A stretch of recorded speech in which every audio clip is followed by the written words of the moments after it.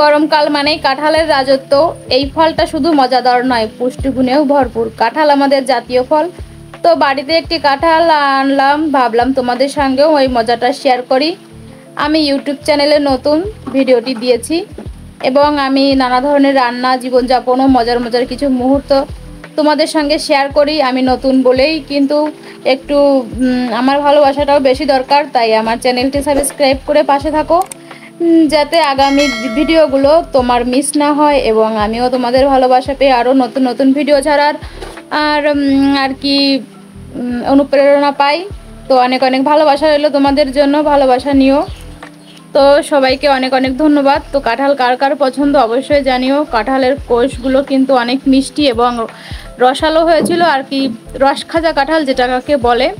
তো এই যে জিনিসটা দেখতে পাচ্ছ, এটাকে কি বলে, বোতল না কি বলে, এটা দিয়েও কিন্তু রান্না করে খাওয়া যায়। তো আমি এটা দিয়ে এক সময় রান্না করে অবশ্যই আমার ইউটিউব চ্যানেলে দিব।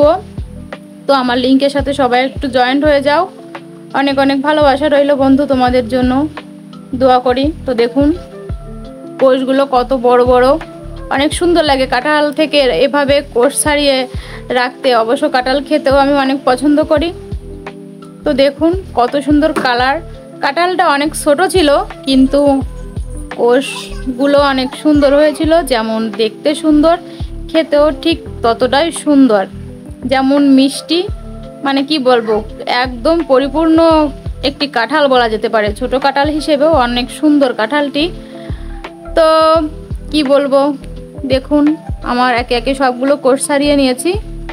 তো এখন দেখতে পাচ্ছেন কাঁঠালগুলো কত সুন্দর দেখা যাচ্ছে। এখন আর কি পরিবেশনের জন্য আমি নিয়ে যাচ্ছি। তো টাটা, বাই বাই, ভালো থাকবেন, ধন্যবাদ বন্ধুরা।